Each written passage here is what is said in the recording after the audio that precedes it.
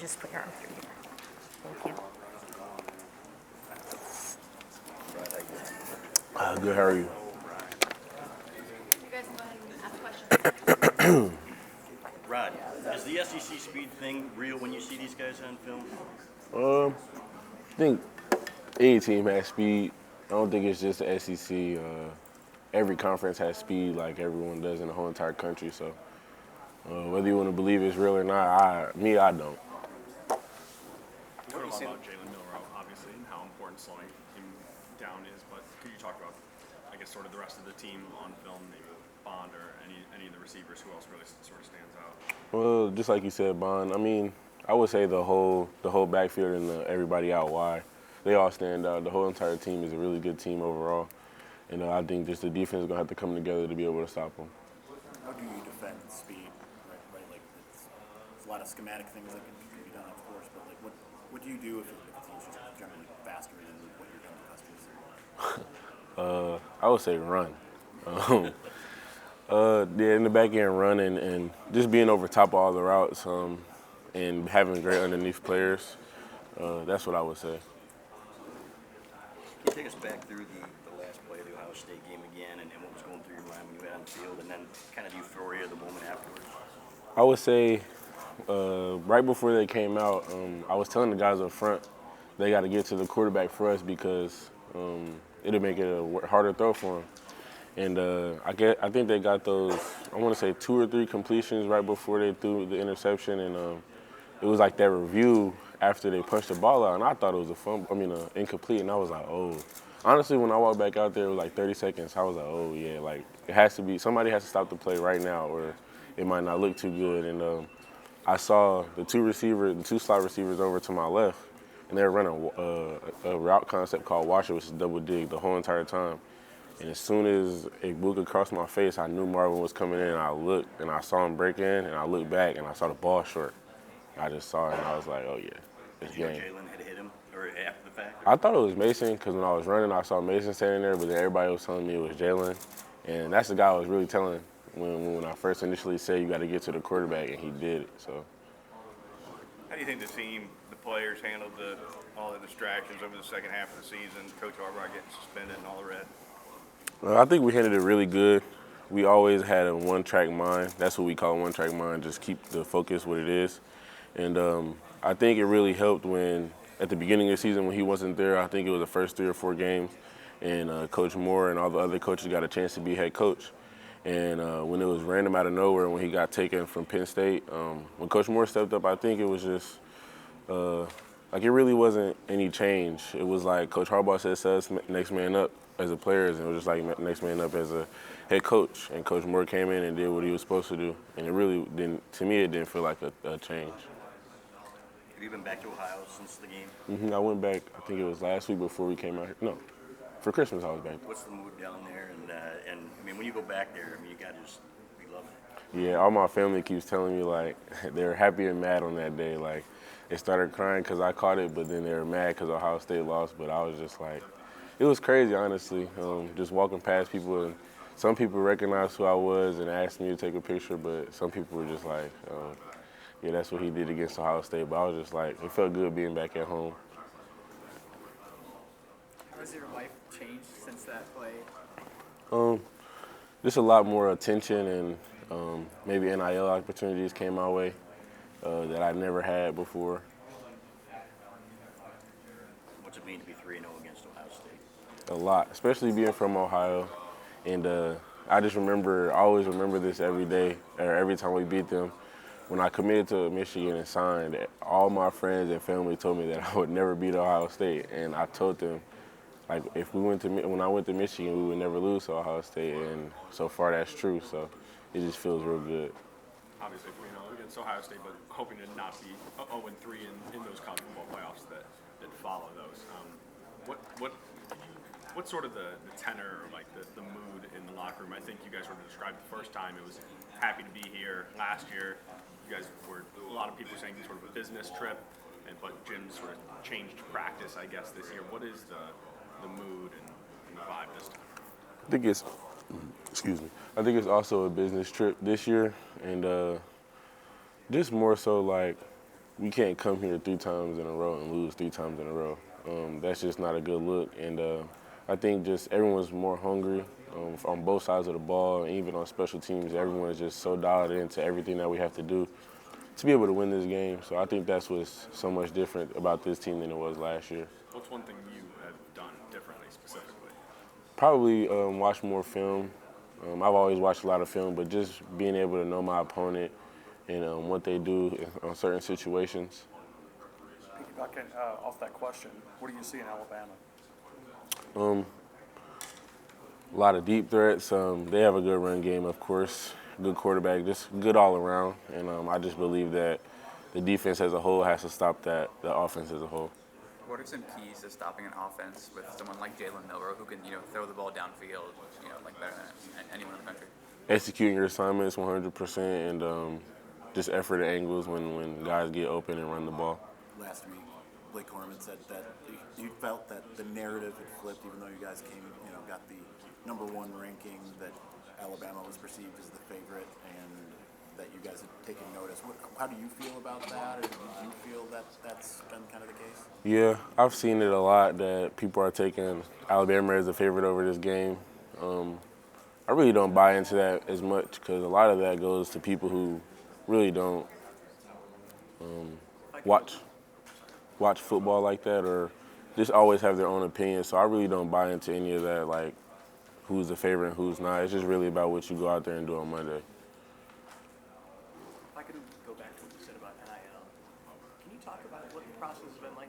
Like you make a big play and all of a sudden there's an NIL opportunity coming off of that. I mean, what's that like? It used to not be like that in football. Yeah, right. I honestly like it because you get rewarded for what you do, especially on big stages like this. When there was no NIL, I think it was kind of messed up when you're playing on TV, even when they had NCAA and they had people on the game and you didn't get paid for it. Like I love it, especially because like you get paid earlier than what you could have, like going to NFL. That's when you get paid, but now you have chances to get paid now.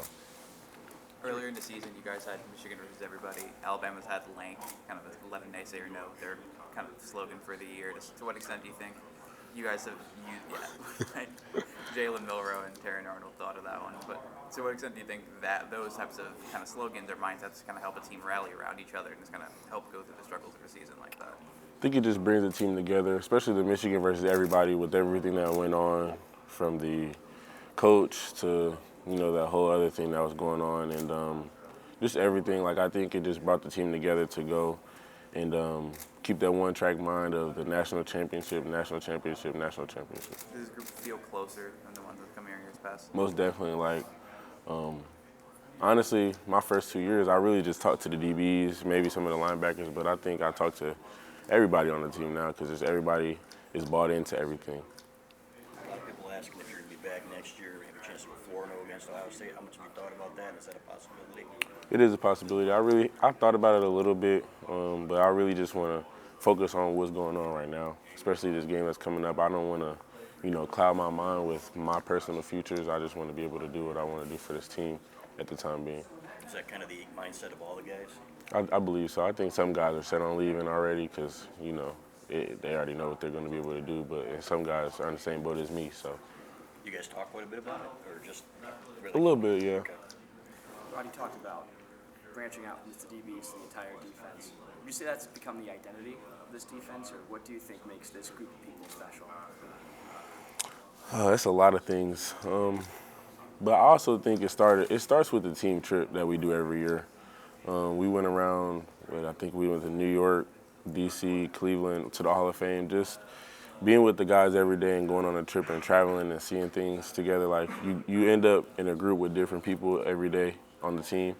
And so I think it just makes the team closer when you do things like that because, we do team trips every year, but I just think this one, like this year with the goal at hand, especially after the TCU game, I think we just knew, okay, we can't go out like that. We got to come back and do something different. So I just think that's what it is. What was your favorite part of the trip this year? What was my favorite part of the trip? Yeah. I would say probably New York because I've never been in New York, like just seeing that big city. Because I'm from Ohio, like it's just Dayton, Ohio is a small city, and seeing such a big city like New York, it was actually crazy. And then we took a train to D.C., and I've never been on a train, so that was probably my favorite part. Is this your first time in LA as well? My first time in LA, it's pretty nice. Cali, just seeing how it is on Grand Theft Auto, it looks just like it, and then on the movies. So yeah. Talk about how far Quentin's come. We saw him on the field at the end of the Ohio State game, and just how he's progressed. Quentin Johnson. Man, Quentin took a big leap from. I saw it in the spring because I sat out in the spring due to my knee, but just seeing the jump he took, and because he saw opportunity at hand, and he just went and seized it and coming into camp, man. And then when we started off, Q was he was on it, and I think he just took advantage of everything that was in front of him and went and attacked it. For him and just kind of generally, I mean, how do you know when guys kind of flip that switch? Like, is it just the way they're approaching drills? Is it something else? How do you know? You see how when they come in the facility, like just their attitude, body language. Q has spent a lot of time doing extra work this year, and that's what I've seen out of him this year. And you could tell, like, okay, he was bought into everything that we have to do this year. Because I believe Coach Klink and Coach Menon challenged him a lot after the last season because he got some time at the end of the TCU game, and he was showing what he could do, and in Purdue. So I think that's what it was. Who are some of the young guys in the safety that have stepped up, in your opinion, in these bowl practices? Keon Sabb. You saw all the plays he made early. And I think some guys that really haven't played this year that have some chances next year is Zeke Berry and Brandon Hillman. Both guys are really good, so just remember those names. How hard is it to get through a Big Ten schedule undefeated? It's really hard. Obviously, the early games we don't really play. We play out of conference games, but when you come into the Big Ten, we start playing Penn State and Ohio State, especially like Maryland. Maryland's a really good team when they want to be. So those three teams, you have to beat them to be able to get to the Big Ten championship. And then Ohio State being the last game, that's just all the buildup of everything in one. And I think that's just what it is. How much pride is on the line for players between the Big Ten and the SEC and those two conferences kind of battling it out? I think it's a lot. For me, it is because I just don't like how people try to just take the Big Ten down like we don't play good football, just like the SEC plays good football. I mean, all conferences play good football, but I just believe both of those conferences are the high conferences in the college playoffs. So, how much does the Georgia loss 2 years ago come up among players? Is that motivation at all? yeah, because we came out. I ain't like that game. We came out people was too light, too scary. I didn't like that. So, yeah, we got to come back and, Was it just the aura of Georgia? Was it just kind of what they were at the time? You look at that Georgia team, that was a good team. That was like the national championship team. All those guys, about 5 of them went first round. So, I mean, it speaks for itself. All those guys were really good. So, Has there been a big difference in terms of how you practice against the Georgias and TCUs last year compared to this year? not really. Just more of attention to detail at every position. Me speaking for the defense, attention to detail and everything, and just competing. Like, you compete every day in practice. It's not going to be a problem when you compete in the game on Monday. So. You talked about the Ohio fans in your family. Is that immediate family too? Mm-hmm. And Not my mom, my dad, but my uncles, aunts, cousins, all of them are Ohio State fans. But so you think you converted your parents like for good? yeah, I converted my parents when I committed to Michigan. They told me we do all of our Ohio State stuff away. The whole living room, it's Michigan now, but we used to have a couple Ohio State things in there. Was it kind of a blessing in disguise that they didn't show the attention and you're here now? Do you feel like they feel that way? Yeah, I think it is because it gives me more fuel when I play against them, especially that type of game. And I don't know, maybe it could have went a different way if they did show love. Not saying I would have went there, but you know how big Ohio State's name as an offer comes when it comes to other schools wanting to show love and stuff. So I think it was, yes. There's been a lot of talk here at this presser still about your big play to end the game for Ohio State.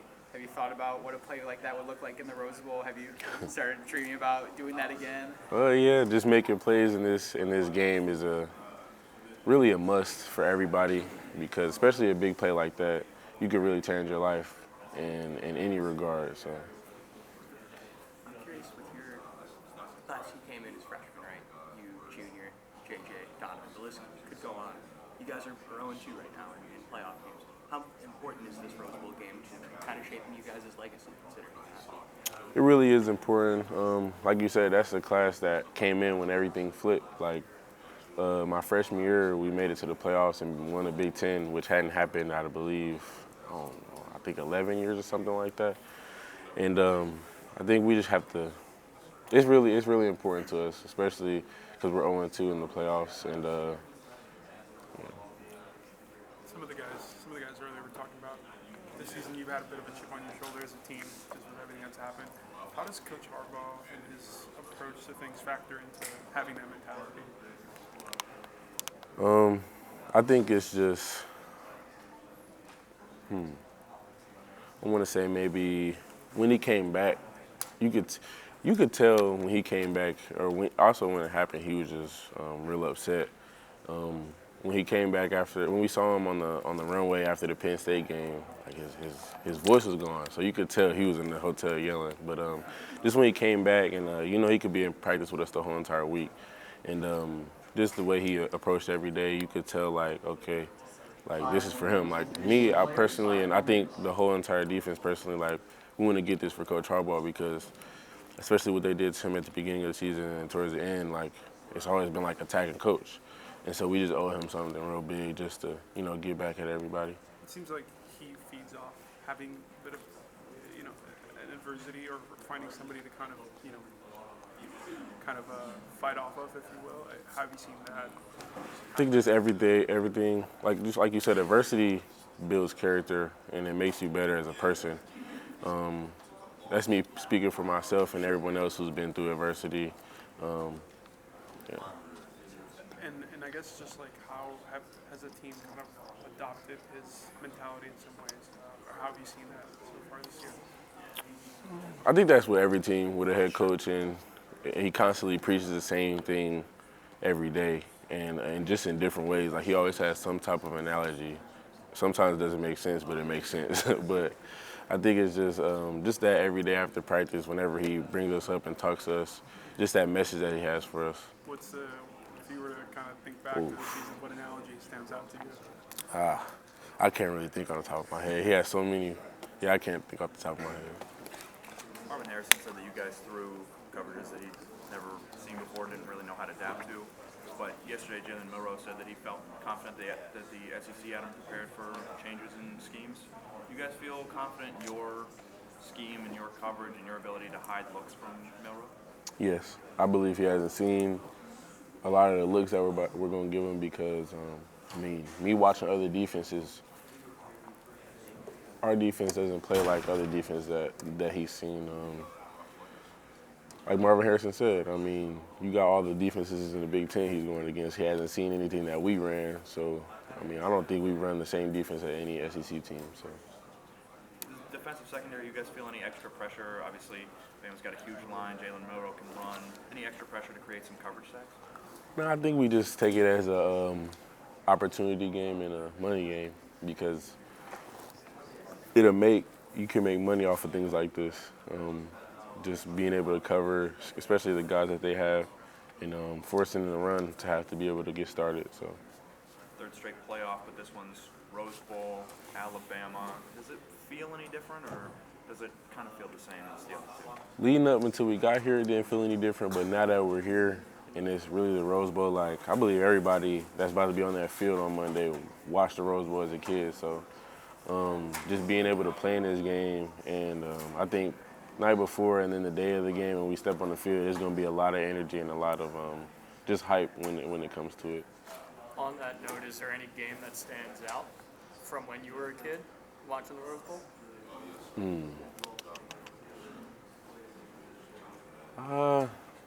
Off the top of my head, no, but I think was that last year or 2 years ago when Ohio State and Utah played?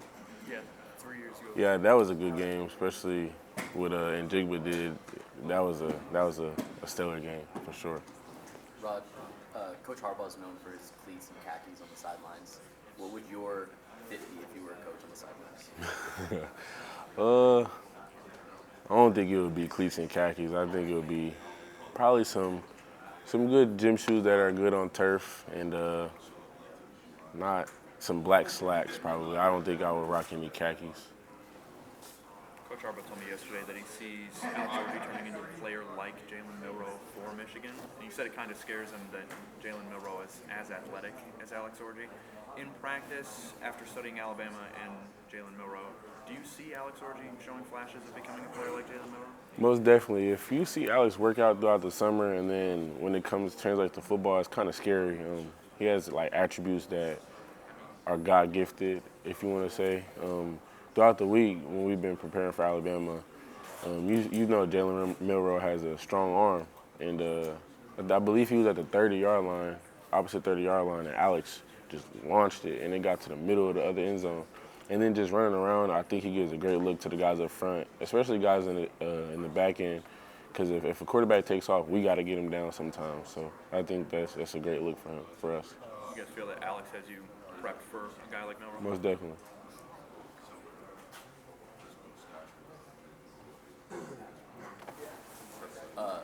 You've been asked a lot of questions here, probably been here about 40 minutes or so.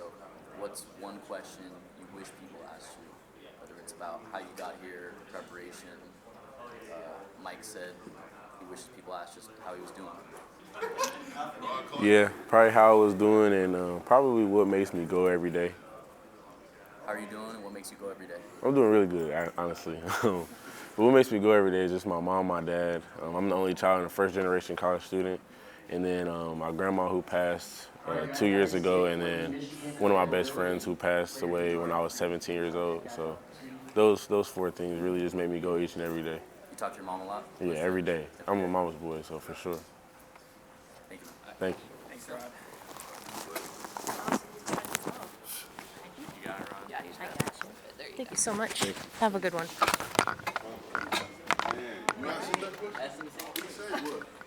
He said what motivates him and how he's doing.